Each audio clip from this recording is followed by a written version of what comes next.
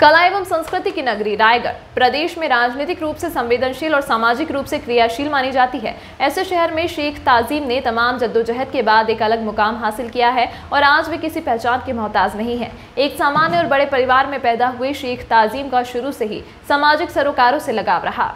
उन्होंने समाज सेवा को ही अपनी जिंदगी का मिशन बना लिया। इस दौरान उन्हें इस बात का एहसास हुआ कि राजनीति में पैठ होने से समाज कल्याण के कामों को सहजता से अंजाम दिया जा सकता है। इसके बाद वे सन 2001 में कांग्रेस पार्टी से सक्रिय रूप से जुड़ गए। निस्वार्थ भाव से काम करने के कारण वे शीघ्र ही कांग्रेस के दिग्गज नेता शहीद नंद कुमार पटेल और डॉक्टर शकराजीत नायक की नजरों में चढ़ गए। नंद कुमार पटेल को अपना प्रेरणा स्रोत मानने वाले शेख ताजिम कहते हैं कि जल्द ही उन्हें कांग्रेस संगठन में विभिन्न पदों पर काम करने का मौका मिला। उन्होंने समाज के शोषितों और वंचितों के लिए काम किया, साथ ही मुस्लिम समाज की बेहतरी के लिए भी अपनी हर संभव कोशिश की। उनका अथक निस्वार्थ सेवा भाव और मेहनत कांग्रेस के प्रदेश आला कमान की नजर में भी आ गया, जिसकी बदौलत आज की तारीख में शेख ताजिम को प्रदेश कांग्रेस अल्पसंख्यक प्रकोष्ठ के उपाध्यक्ष ओहदे से नवाजा गया है। कांग्रेस संगठन में यह एक महत्वपूर्ण पद है। लीडर्स फर्स्ट ने शेख ताजिम से उनके अब तक की राजनीतिक और सामाजिक सफर के बारे में बात की और यह भी जाना कि पार्टी संगठन ने जब इन पर इतना भरोसा जताया है तो वे इस भरोसे को कैसे कायम रखेंगे। पेश है शेख ताजिम से बातचीत के कुछ मुख्य अंश। आज रूबरू कार्यक्रम में हमारे सामने शहर की अजीमुशान शख्सियत शेख ताजिम भाई हैं और इन्होंने राजनीति में काफ़ी संघर्ष किया है और अपनी एक ऐसी पहचान बनाई है कि आज सभी लोग इनकी तारीफ करते थकते नहीं हैं। आइए हम उनसे मिलते हैं और उनके बारे में उनकी अंतरंग बातें जानते हैं। हमारे चैनल में आपका बहुत बहुत स्वागत है। हम आपसे आपका जीवन परिचय अपने दर्शकों को बताना चाहेंगे। नमस्कार, मैं शेख ताजिम और मेरा निवास है इंदिरा नगर। मैं लंबे समय से सामाजिक क्षेत्र से भी जुड़ाव रखा हूँ और मेरी पैदाइश है 15 अगस्त 1976 को और मैं एक सामान्य परिवार से जुड़ा हुआ व्यक्ति हूँ।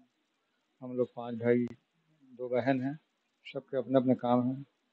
मेरा लगाव शुरू से रहा कुछ कर गुजरने की, इसलिए मैं लोगों की दुख तकलीफ को भी देख करके और स्वयं जो है ज़मीन से जुड़ा रहा। तो मेरा प्रयास रहा कि जब भी मेरे को थोड़ा सा मौका मिलेगा तो भगवान ईश्वर अल्लाह मेरे को आगे बढ़ने के लिए या काम करने का मौका देंगे तो मैं लोगों के और ज़रूरतमंद लोगों के लिए काम करूँगा। इसके लिए आपने राजनीति को चुना क्योंकि राजनीति से वंचितों की सेवा की जा सकती है। तो हम ये जानना चाहेंगे कि आप राजनीति में कब आए? मैं लगभग 2001 के बाद में मैं सामाजिक क्षेत्र में कुछ कुछ कार्यक्रम करवाता रहता था। उसको देख करके आदरणीय हमारे पूर्व गृह मंत्री नंद कुमार पटेल जी और शकरजीत नायक जी, राम प्रकाश सिंह जी, ऐसे और भी जो है नेता लोग रहे, जिनको देख करके मैंने सामाजिक क्षेत्र में उनको बुलवाया, वो आए और फिर वो मेरे प्रेरणा सूत्र बन गए। राजनीति में आने के बाद आप किन किन पदों पर रहे? मुझे जिला कांग्रेस में सचिव का पद मिला। उसके बाद में मुझे अल्पसंख्यक के जिला अध्यक्ष का भी दायित्व मिला। इसी तरीके से मैं छोटे छोटे संगठन के पद में रह करके काम करता रहा। आप अभी विधायक के शिक्षा प्रतिनिधि के रूप में भी काम कर रहे हैं, तो इस पद पर रहते हुए आप किस तरह की गतिविधियां कर रहे हैं?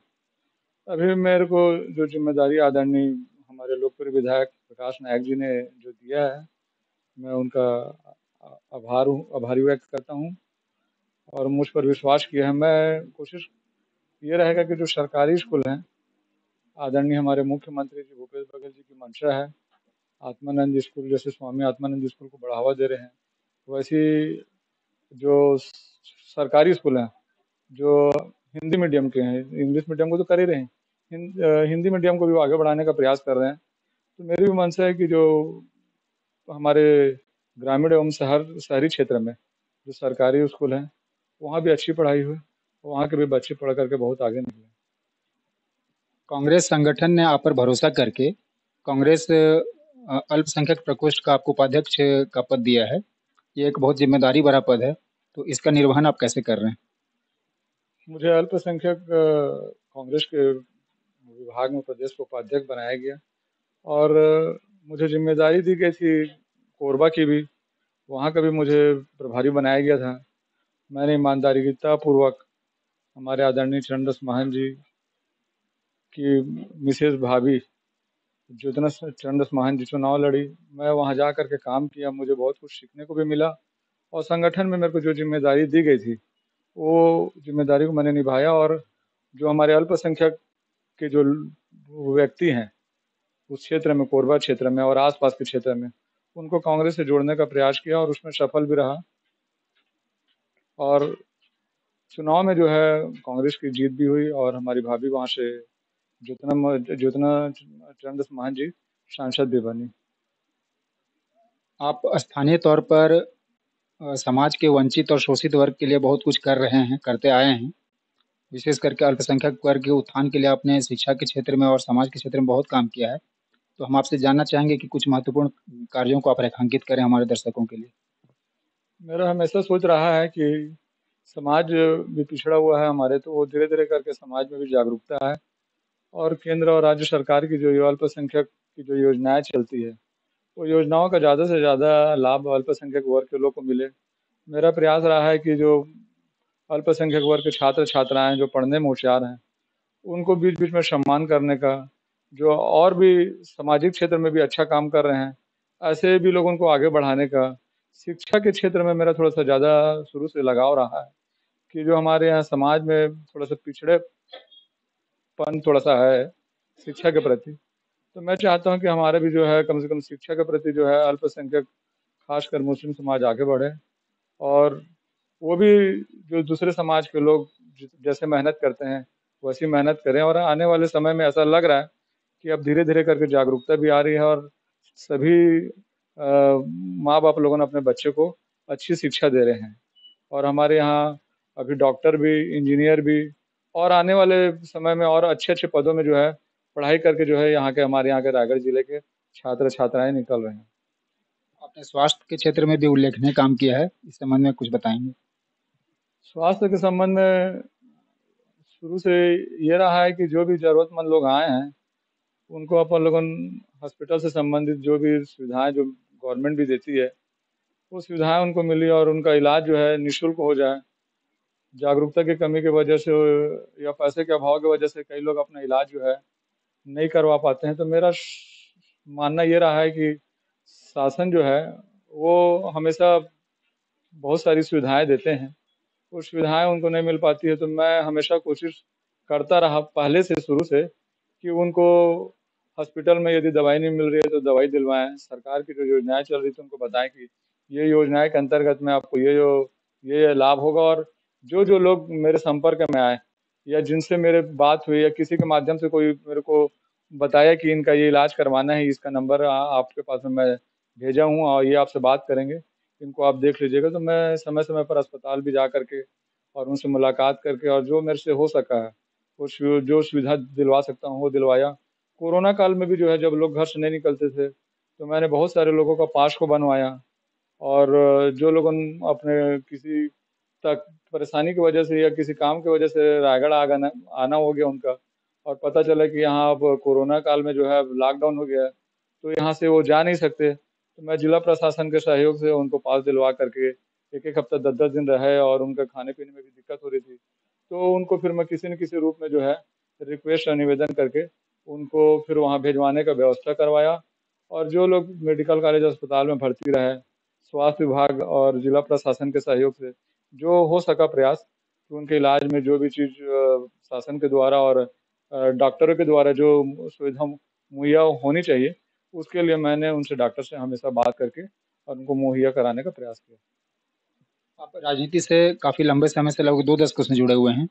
हम आपसे ये जानना चाहेंगे कि शासन प्रशासन से और आपकी क्या मांगे हैं? आने वाले समय में हम लोग सोचना है कि अभी तो मुख्यमंत्री जी हमारे आदरणीय भूपेश बघेल जी बहुत अच्छा काम कर रहे हैं सभी वर्ग के लिए, बहुत सारी योजनाएं भी चल रहे हैं। खूबचंद बघेल जी योजना है, मुख्यमंत्री सहायता योजना है, मुख्यमंत्री स्वास्थ्य योजना है। थोड़ा सा स्वास्थ्य और थोड़ा सा बेहतर हो जाए और शिक्षा तो बेहतर हो ही रहा है, थोड़ा सा स्वास्थ्य बेहतर हो जाएगा तो जो लोग इलाज करवाने में जो थोड़ा सा परेशानी होती है वो परेशानी ना हो।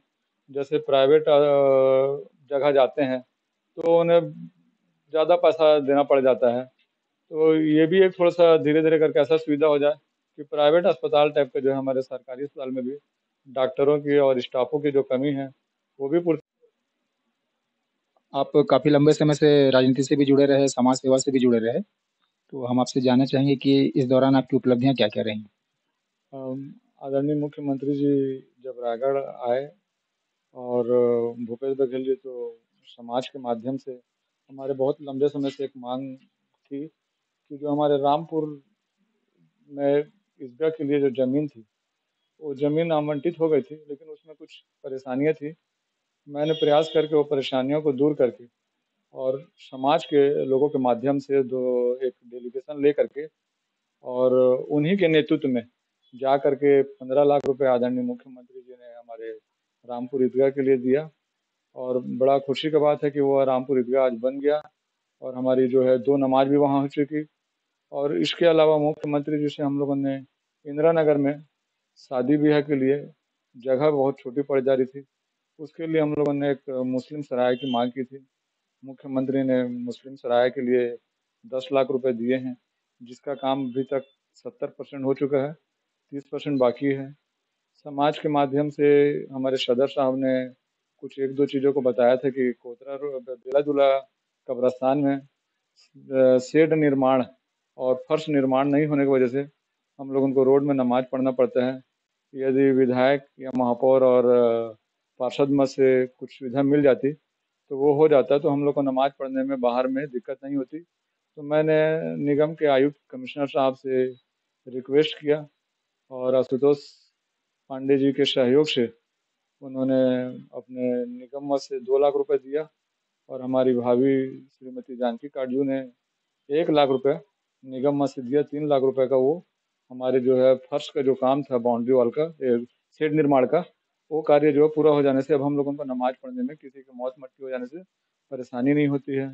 तीसरा बात ये है कि उर्दे आदमी की तरफ से वो हमारे जामा मस्जिद कमेटी के माध्यम से और हम लोगों ने उसको सहयोग करके वहाँ एक लाइब्रेरी की व्यवस्था हुई है और वहाँ कंप्यूटर सेट भी दिया गया है। ऐसे जो छोटे-छोटे काम हैं जो मेरे जानकारी में आते हैं, मैं कोशिश करता हूँ कि वो जनहित में वो काम मैं